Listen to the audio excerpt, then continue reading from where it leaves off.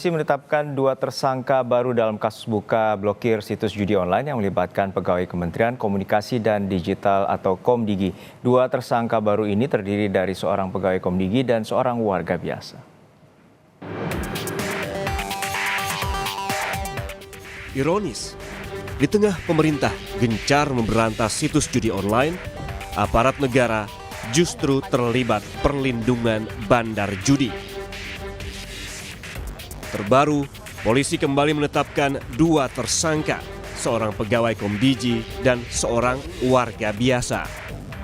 Artinya, hingga kini ada 12 pegawai Kementerian Komunikasi dan Digital yang berwenang memblokir situs judi malah jadi tersangka menyalahgunakan kewenangan dengan membiarkan situs-situs judi online dan diduga punya hubungan dengan bandar judi. Kominfo yang sekarang bernama Komdigi sebagai pihak yang bertanggung jawab mencegah judi online justru diisi aparat pelindung dan berhubungan dengan bandar judi. Jumlah tersangka dalam kasus judi daring yang melibatkan pegawai Kementerian Komunikasi dan Digital atau Komdigi bertambah menjadi 16 orang. Dari jumlah itu, 12 orang adalah pegawai kementerian yang terlibat praktik judi daring, 4 lainnya warga biasa. Jumat lalu, polisi membawa 2 tersangka ke ruko di Bekasi Selatan yang diduga menjadi tempat pengoperasian judi daring. Polisi menemukan 12 perangkat komputer dan fasilitas lain yang diduga menjadi sarana bagi para tersangka untuk menjalankan aksinya. Terkait penyalahgunaan wewenang oleh oknum pegawai pada kementerian yang menerima sesuatu untuk tidak melakukan tugas dan fungsinya. Salah satu tersangka judi online ini mengaku dari 5.000 situs judi online yang seharusnya diblokir, hanya 4.000 yang benar-benar dilaporkan untuk diblokir. Sedangkan 1.000 situs lainnya dijaga agar terhindar dari pemblokiran. Tersangka mengaku mendapat 8,5 juta rupiah dari setiap pengelola situs yang tidak diblokir. Selain menggeledah ruko di Bekasi, polisi juga menggeledah kantor Kementerian Komunikasi dan Digital.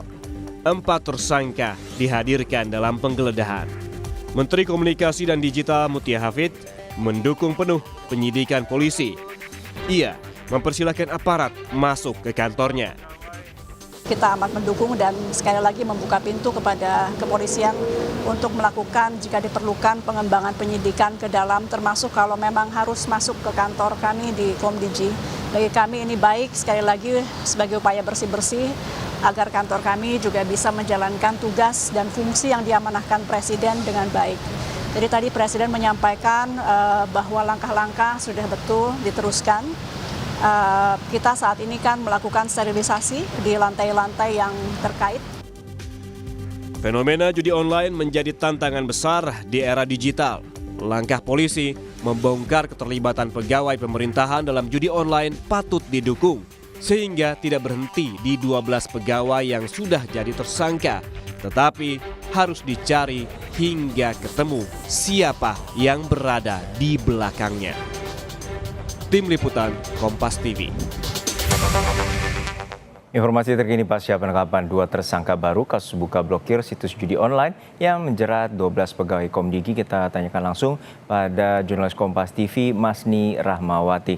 Masni, untuk saat ini polisi menyatakan ada DPO terkait dengan kasus judi online yang menjerat pegawai Komdigi. Lalu seperti apa koordinasi yang telah dilakukan dengan pihak kepolisian dan juga Kementerian Komdigi?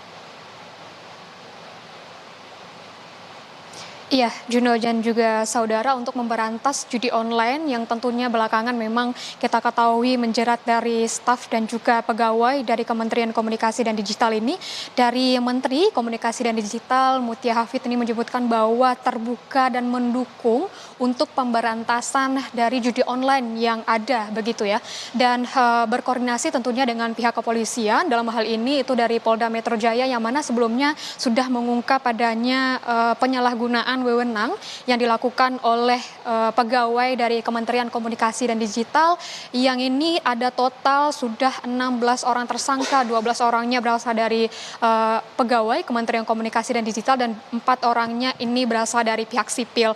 Dan memang tadi saya sebutkan kalau dari Kementerian Komunikasi dan Digital ini terbuka bagaimana nantinya dari pihak kepolisian jika ingin melakukan penggeledahan dan juga pemeriksaan lebih mendalam ke kantor Kementerian Komunikasi dan Digital dari Menteri Mutiafid ini menyebutkan terbuka dan juga akan bekerja sama jika akan adanya penggeledahan seperti itu. Kalau kita melihat kembali pada hari Jumat lalu dari pihak kepolisian dalam hal ini Polda Metro Jaya sudah melakukan penggeledahan di kantor Kementerian Komunikasi dan Digital, juga sudah membawa beberapa barang bukti. Kalau kita melihat itu ada satu box kontainer begitu dan juga membawa tersangka dari kantor kementerian. Dan kalau kita merujuk kembali bagaimana dengan kronologis kasusnya begitu ya, sebelumnya dari Polda Metro Jaya ini sudah melakukan penggeledahan juga penggerebekan di kawasan Bekasi, di mana ini mendapatkan tempat dari atau kantor dari beberapa orang tersangka ini melakukan pengamanan untuk situs judi online. Kalau kita melihat juga bagaimana dengan kronologisnya dari Polda Metro Jaya ini melakukan penggeledahan dan juga menyebutkan bahwa kantor tersebut merupakan kantor satelit yang digunakan oleh tersangka. Dan kalau dari juga pihak kepolisian menyebutkan bahwa sudah melakukan penangkapan pada hari itu, melakukan penangkapan kepada 11 orang, di mana itu merupakan sebagiannya merupakan pegawai dari Kementerian Komunikasi dan Digital dan ada juga beberapa dari sipil begitu. Dan hingga saat ini masih dilakukannya pemeriksaan lebih mendalam dan juga pendalaman kasus begitu ya, apakah nantinya akan ada tersangka baru atau akan ada pengembangan kasus lainnya begitu Juno dan juga saudara. Kita masih menunggu bagaimana koordinasi dari Kementerian Komunikasi dan Digital dan juga dengan pihak kepolisian, Juno. Kita nantikan bagaimana pengusutan tuntas dari pihak kepolisian dan juga Kementerian Komdigi untuk mengusut tuntas dari situs judi online ini. Terima kasih jurnalis Kompas TV Masni Rahmawati dari kantor Kementerian Komdigi. Dan saudara, Gunawan Satbor, konten kreator asal Sukabumi, Jawa Barat, menjadi tersangka kasus dugaan promosi judi online. Selain Satbor, polisi juga menangkap 2 orang rekannya. Gunawan ditangkap polisi setelah melakukan siaran langsung di akun TikToknya. TikToker asal Sukabumi yang terkenal dengan joget beras habis ini ditetapkan menjadi tersangka setelah menjalani pemeriksaan di Polres Sukabumi. Selain Gunawan, polisi juga menangkap 2 orang rekan.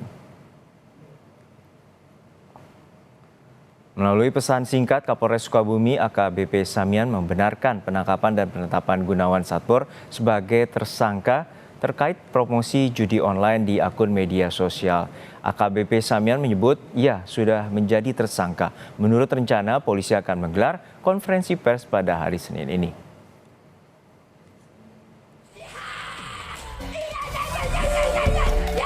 TikToker Gunawan Satbor ditangkap polisi karena diduga mempromosikan judi online saat dirinya siaran langsung di akun TikToknya. Gunawan Satbor melakukan aksi joget di sebuah lahan kosong bekas perkebunan warga di Desa Bojongkembar, Kabupaten Sukabumi, Jawa Barat. Kami pun mencoba menelusuri lokasi aktivitas live TikTok Satbor bersama kawan-kawannya.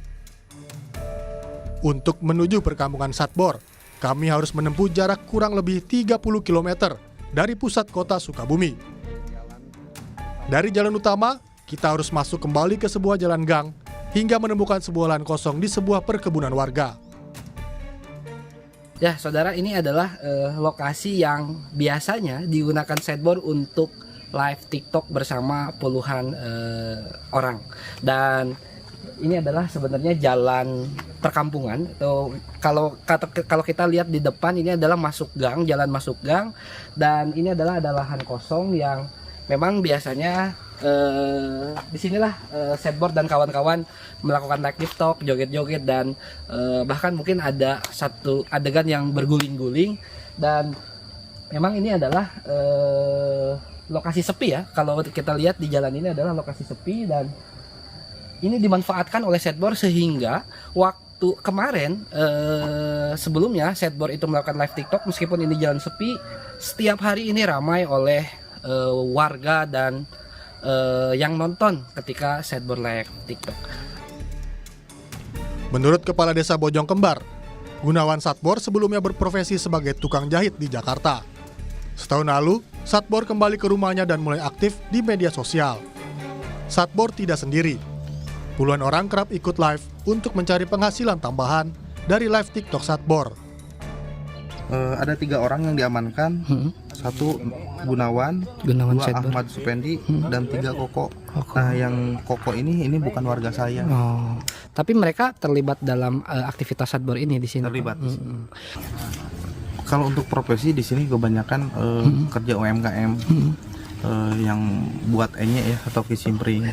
Ada juga petani, cuman di sini kan petaninya musiman. Di mana musim manggis itu panennya 1 tahun sekali. Ada juga yang di PHK dari perusahaan yang ada di Kecamatan Cikembar gitu. Ada juga. Jadi dia ikut di sini untuk nambah penghasilan berarti. Nama Pak, ya? penghasilan. Pasca Gunawan Satbor ditangkap, tidak ada lagi keramaian warga yang melakukan live TikTok. Kondisi perkampungan pun menjadi sepi. Konten kreator Gunawan Satbor ditangkap polisi 31 Oktober lalu. Satbor ditangkap bersama 2 temannya. Ketiganya ditangkap atas dugaan mempromosikan situs judi online saat siaran langsung di media sosial TikTok. Insan Maulana Firdaus, Kompas TV Sukabumi, Jawa Barat. Menurut rencana siang hari ini, Polres Sukabumi, Jawa Barat akan menggelar jumpa pers terkait informasi penetapan tersangka konten kreator TikTok Gunawan Satbor. Kita tanyakan langsung pada jurnalis Kompas TV Andris Mukhtar di Sukabumi, Jawa Barat. Andris, nanti rencana pukul berapa polisi akan menggelar jumpa pers terkait dengan penetapan tersangka dari Gunawan Satbor?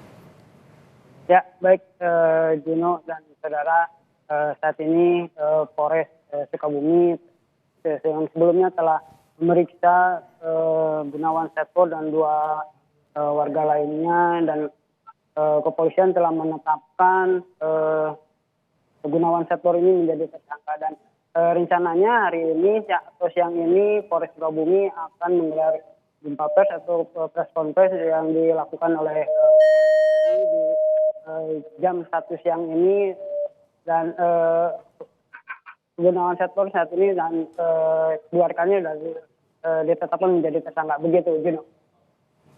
Untuk saat ini apa saja bukti-bukti yang telah diperoleh pihak kepolisian untuk penetapan terkait dengan penetapan tersangka Gunawan Satbor?